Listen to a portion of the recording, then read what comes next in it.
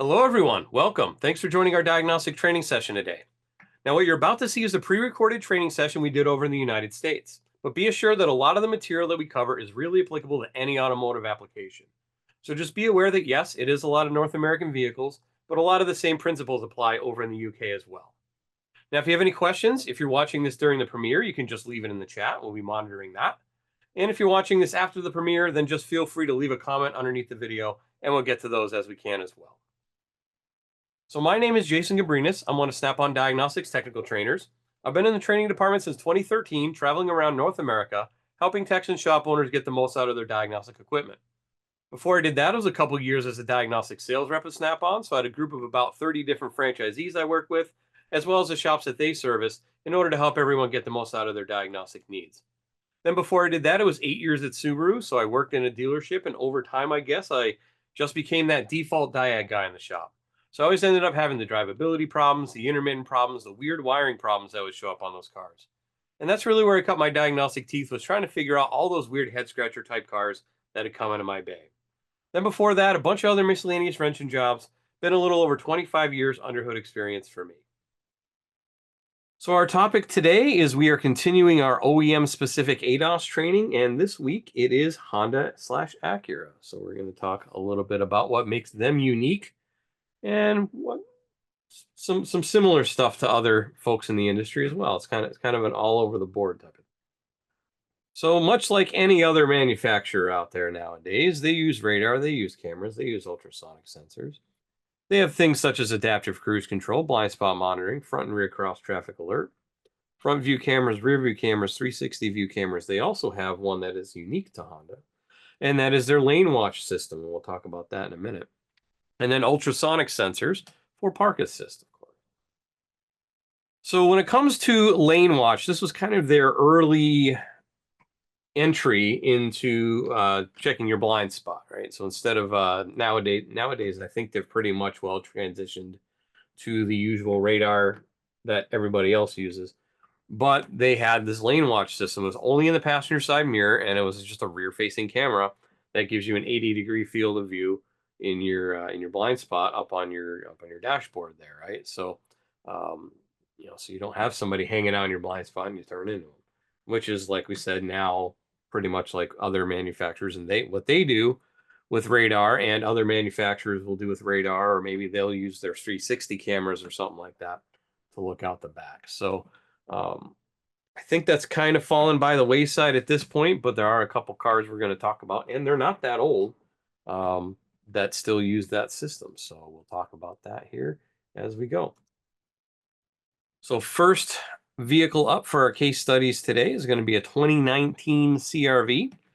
So that has 3 radars, one in the front for adaptive cruise control, 2 in the rear for blind spot monitoring or rear cross traffic alert. And then it has 4 cameras: front view, lane watch, and rear view. Actually, it's 3 cameras. It's got the lane view camera.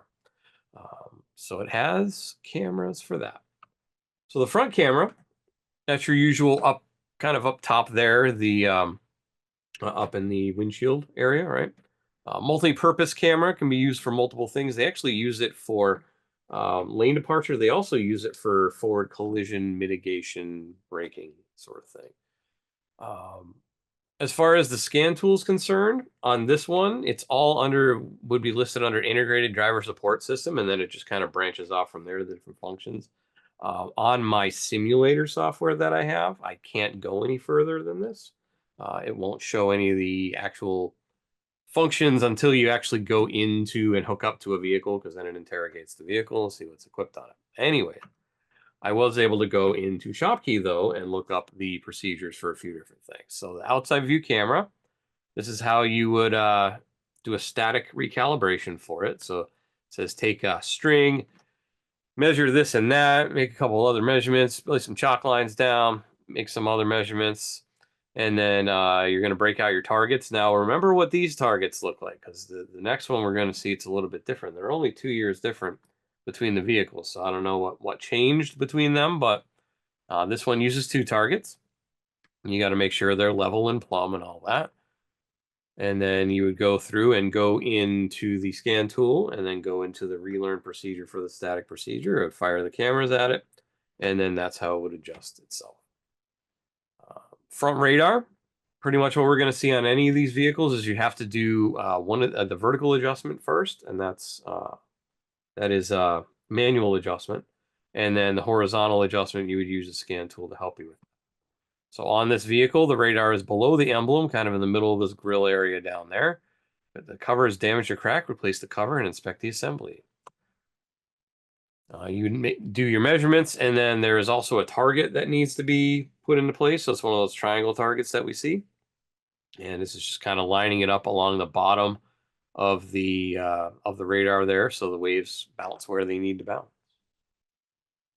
Rear radar, similar type situation, except there really isn't a relearn for it. It's just kind of just plug it in, and as long as everything's squared up and where it needs to be, is another case of using plumb bobs here and making sure that everything is level and plumb to the body center line. And you would just go through and plug them in and go. Lane watch camera, that is going to be in the passenger side mirror only, right? So you can kind of see the picture where that might mount, and there's a little hole there that would go through. This actually does have a calibration that needs to be done with the target.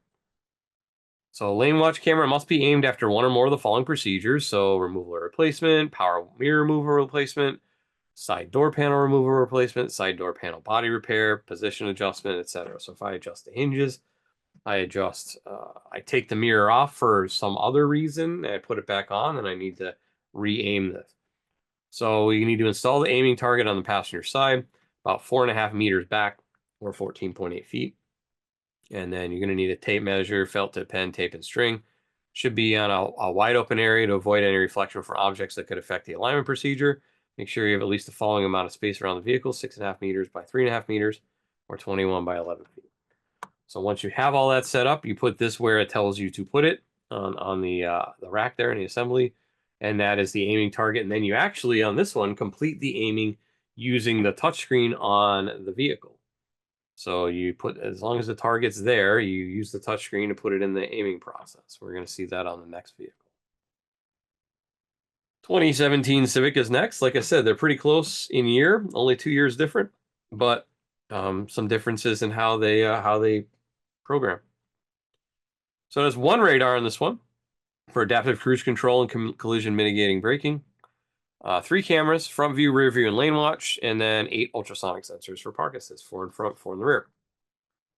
Front multi-use, multi-purpose camera goes up in this big unit up there on the top. And then once again, this would be in the integrated driver support system.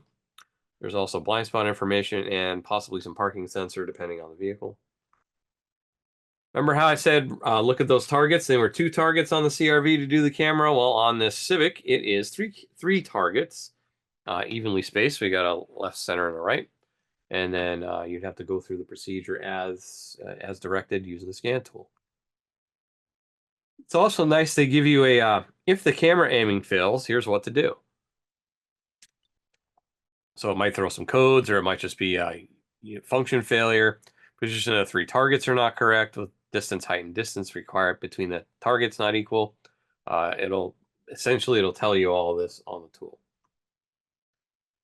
Rear camera, nothing special there. It just kind of sits in the deck lid underneath. Front radar is in the front bumper there, kind of in the middle. And it's a similar aiming procedure as we would see with the CRV. It's the same type of rig, as you can see. It's got the little triangle. And then the radar must be re-aimed if the millimeter wave radar is removed or replaced. The ACC indicator comes on if the aiming process is not completed correctly. If DTCs are indicated, do the indicated DTCs first. If DTCs are not repaired, cannot complete the millimeter wave radar aiming procedure. 2 kinds of aiming procedures must be performed for the radar to be re-aimed. Vertical radar aiming mechanically done using a level, and the horizontal radar aiming electrically done using a scan tool. As a self-diagnosis function, if the mounting angle of the radar is outside of the horizontal auto-aiming range, it stores the failure information into the radar. I'm going to give you a couple different codes that could possibly set. And if the vehicle you're aiming was involved in a collision, or you suspect the alignment is out of spec, you must perform a wheel alignment prior to aiming the radar. And then it tells further down what's going on, how it works. All right, lane watch camera, same aiming procedure as on the CRV. Except in this case, I took the screenshots of what you would actually need to do on the on the display. So you're going to make sure the target is up already. Put the vehicle on, hold menu and display mode, and then power. So there's display mode and audio power, right? So you're going to hold it like that. And then it's going to bring you into like a service menu, a diagnosis menu. And you're going to go into functional setup and then lane watch. And then at the bottom of the lane watch, it's going to have aiming start, and then it'll start the aiming procedure. And then it'll do what it does. And you do it all, like I said, from the touch screen on the vehicle. Then as far as parking assists, it's 4 in the front, 4 in the rear. Just plug them in and they should work, basically. If they don't work, it's probably a power supply issue. And then we have our Acura. So 2014 Acura MDX. Now this is, as you would note, the oldest vehicle in here, but it's actually the vehicle with the most stuff on it as far as ADAS is concerned. And actually, this one I can go in the simulator too. So I was able to grab some screenshots. So 3 radars, 1 front for adaptive cruise control, then 2 in the back for blind spot monitor and rear cross traffic alert. 5 cameras for front view and 360 view, and then 8 ultrasonic sensors, 4 front, 4 rear. Got the multi-purpose camera that goes up there in a little bracket. And on this one, you can see we have them separated out, so it's not in a integrated driver assist section. It is spelled out, adaptive cruise, blind spot, etc.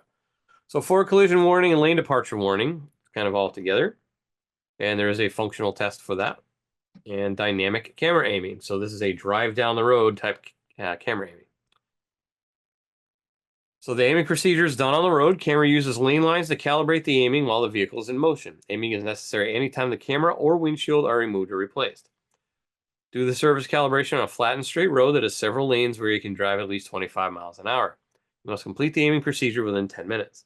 The aiming procedure may fail if you take too long, if the weather is poor, or the white and yellow lines are not visible because of reflections from a wet road. And then you would go through continue, puts it in a driving mode, as long as everything is where it needs to be, and then you would drive it. Front radar on this thing is going to be kind of down low, and that'd be used for adaptive cruise control and the forward collision warning to a point. But in the adaptive cruise control, we have an adjustment here for the radar. So it's used for doing the radar aiming. It's necessary to perform the radar aiming whenever it's subject to removal or replacement of the radar unit. So if I remove or replace it, it needs to get done. Perform the vertical adjustment according to the vehicle service manual. So that is turning an adjustment screw and making sure it is level with the bubble level. Set up the vehicle and prepare the equipment. Don't set the aiming target up yet, though. Start the engine, turn on the adaptive cruise control main switch located on the steering wheel. If you've done that, hit continue, and it will go into the horizontal adjustment. If for some reason I have something in the way, something's not set up right, it may give me an error like this. There's some opticals in the aiming space. Make space by removing them from moving the vehicle.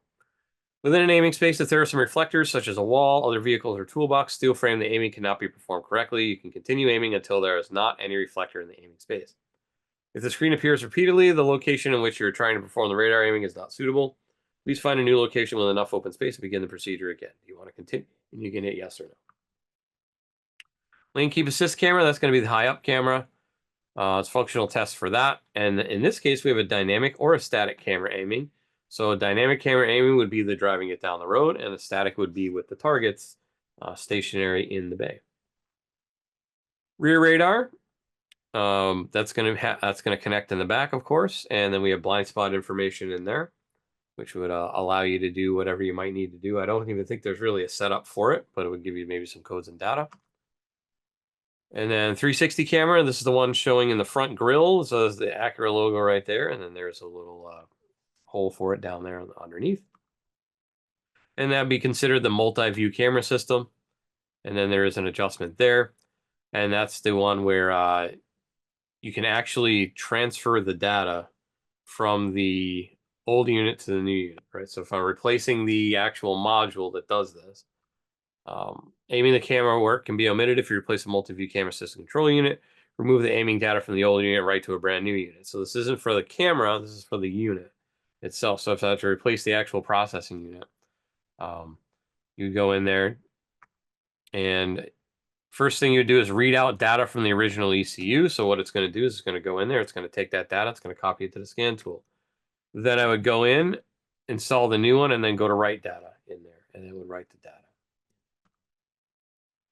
And then, of course, for park sensors, 4 in the front, 4 in the back, plug and play. Easy enough. All right, so I'm going to show you one thing I don't talk about a lot, and one thing that I haven't talked about, at least in a long time, when it regards to ADAS. So let's go into the tool here, and I am going to pull up the CRV first. So like I said, if I go into the scanner on my simulator in here, it is not going to let me to go very far. So I've integrated driver support system. It says it's in sim mode. And then it just gives me codes data freeze frame. It does not give me any functional test options because I'm in a simulator. Like I said, if I was connected to a vehicle, it would interrogate the vehicle, tell it what it's equipped with, and then it would come back with whatever functions are needed.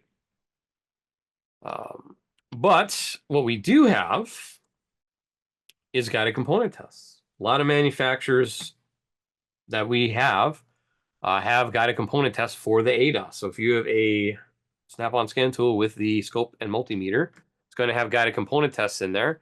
And many brands, as I said, have driver aids and ADAS in there. So things like, I don't know, the radar, right? Blind spot radar. Go to component information. It's going to say blind spot information system is designed to detect vehicles in specified alert zones adjacent to your vehicle, particularly in harder to see areas, commonly known as blind spot. When the system detects vehicle approaching from behind in adjacent lanes, the appropriate indicator comes on for a few seconds, providing assistance when you change lanes. It'll blink and a beeper will sound. When you move the turn signal lever in the direction of the detected vehicle, beeper sounds 3 times. So there's my harness. There's my colors. If the system fails to operate, make sure the radar unit is not blocked off. And we can test it for voltage or out of range no signal. It's going to check powers and grounds, basically. Let's see, relays, right? So there's different relays for that. Brake system module, so I can go in there and I can see the pinouts on that.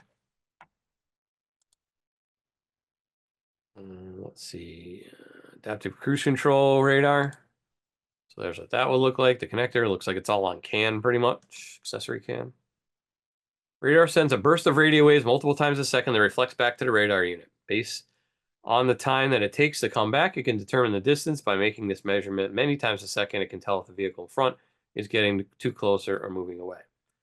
10-pin harness mounted behind a low center of the front grille.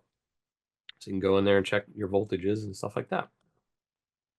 Pretty cool. And if we go into shop key,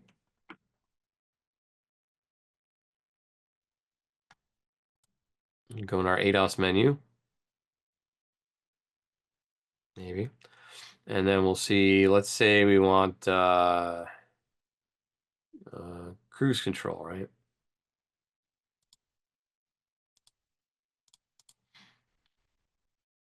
And oh, look, there's a TSB on it. Aiming the millimeter wave radar, do the mechanical vertical aiming first. So that is the that's your little bubble or spirit level you would use. And then there's even a special tool just for that, a sensor alignment tool set. Instead of a rectangular bubble level, if your shop doesn't have a tool set, you can order from Honda. So that's a really fancy one that's like goes out a ways, I guess, and it looks like it's got looks like a really fancy bubble level, basically. You just slot it onto the unit, I guess. And it comes with a special Torx bit even. Look at that, how fancy. All right, so that's on 13 to 15 a cord or 14 to 15 a cord hybrid. So that's the only one that needs that tool, so that's good. Otherwise, you can just use a regular little level. And then, of course, the remove and replace. Check for auto stop codes, that sort of thing. That's for the actual cruise control unit. So yeah. And then if we wanted to go to, let's look at something else. Maybe. There we go. I'll do blind spot sensor. So in that case, removal and installation. And then aiming inspection, there actually is a special target set for that.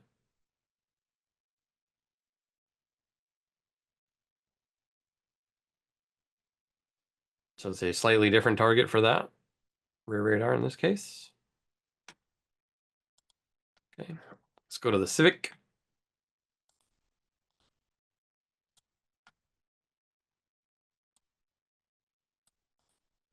And in that case, we have some extra stuff for the parking sensor there, but once again, integrated driver support system is going to do the same thing. Freeze frame. Then if we go into guided component tests, you will see there should be guided component tests in there for that. Yep. So lane watch system camera, for example. Here's what that is. Lane watch system consists of lane watch switch, right turn signal switch, camera, center display. When the lane watch switch is activated, the camera turns on and the center displays the right side blind spot by 80 degrees, where the regular mirror only shows you 20 degrees. Cameras are placed, it needs to be aimed, requires a special dealer tool, which would be that target we looked at earlier. If I pop in there.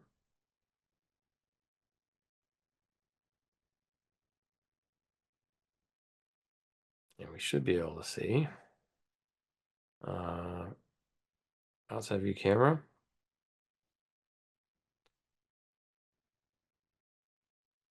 And then we have lane watch camera, and it goes in there. So there's how we would replace it. And then we need to aim it. And then there's the rig to aim it. Big old target. And then if you go further on, it tells you how to do it on the screen. So there's my screens. Go in there, lane watch, and then aiming start, and it would start. Easy enough. Don't even need a scan tool. Just need a big old target. And then lastly, we'll go with the Acura.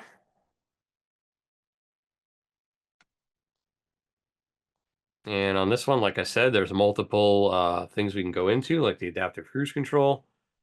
Going to have an adjustment there, radar aiming adjustment.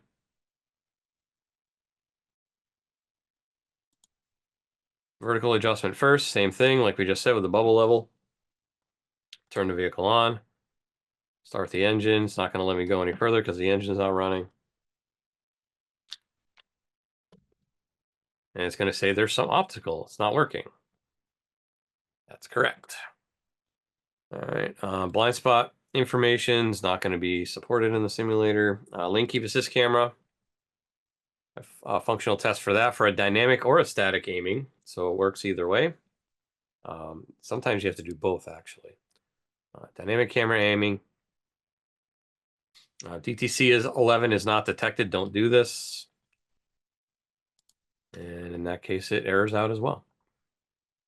Multi-view camera system.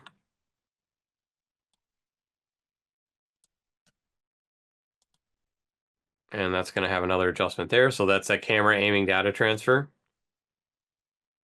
So you can go read it out.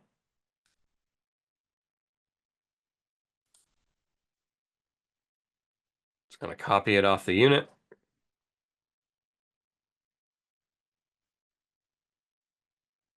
Make sure wait for 10 seconds. There you go.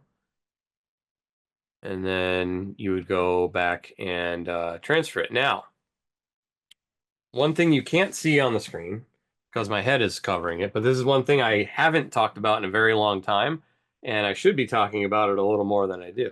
Behind my head here, on the top right-hand corner of the screen, there is a button that says ADAS report.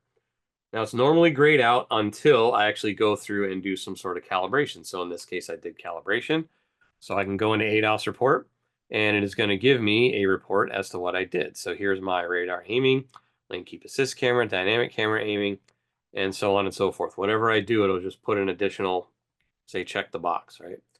So whatever odometer, license plate, VIN I put in there, it's going to date and timestamp it. I can tell it whether it's a static dynamic or a static and dynamic. Input values wouldn't necessarily be needed here, but unlike when I talked about Toyota before, you need to put in the values for like the camera height and distance and stuff like that. So you plug those in there. The results. And then the result according to the scanner. In this case, I canceled both of them because I didn't get all the way through.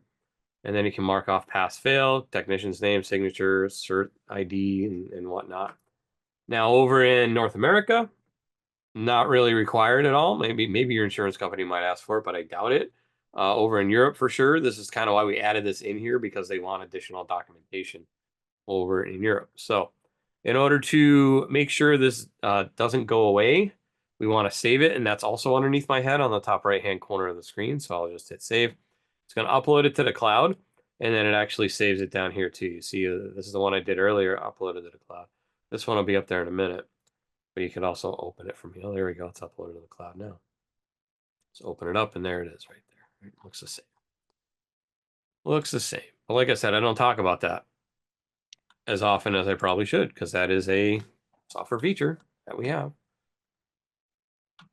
All right, let me see. I think there's got a component test on this. Let's see. Yeah, driver controls and ADAS. Once again, same type of thing. We read our unit. Component information is going to be pretty much the same because it's, for all intents and purposes, a Honda. Then if we go into our shop key there,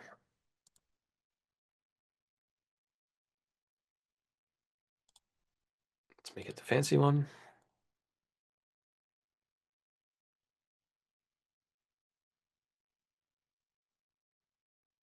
Come in here and look at it's a much larger table, right? Let's say lane recognition. And that'll move cruise control adjustment. There's some adjustments there. There's your targets. Set everything up to your brackets. All sorts of neat stuff to do, right? The light's going to turn on when you do it. You're going to do the center, you're going to do the left, and you're going to do your right. That's all through the scan tool. And then it should tell you when it's done. Easy enough. Also, make sure you are looking at the proper repair procedure, because I just noticed in there that there's different years. So let me pop back in there quick. So yeah, LCAS camera 2014, 15, 16, and millimeter wave radar aiming 14 and 15. So make sure you're doing the proper thing. Honda's not so much as a big deal as, say, like Toyota, where they do split years. Toyota and Lexus, they'll do like a late and early, and they might make a revision in between, and the procedure might be totally different between the two of them. So just be aware of that as well. And that is ADAS on Honda. And with that, that's our time here today. So make sure you tune in for new diagnostic content every week. We'll be premiering a new video every Wednesday at 7 p.m. UK time, so make sure to check it out here on our YouTube channel. Please make sure you also subscribe, thumbs up, and ring that little notification bell so you'll know anytime we post new content. With that, time for questions. Now, if you have any questions, once again, if you're watching this on the premiere, just leave it in the live chat and we'll do our best to answer those. Otherwise, leave a comment under the video and we'll get to those as we monitor those comments as well. So I'd like to thank you for taking a little bit of time out of your day to learning a little bit more about how you might be able to be more efficient at diagnosing vehicles using some of the information that we've been giving you today. Hopefully we'll see you next week, and we'll see you on any of our other videos. Have a good week, have a good night, and take care.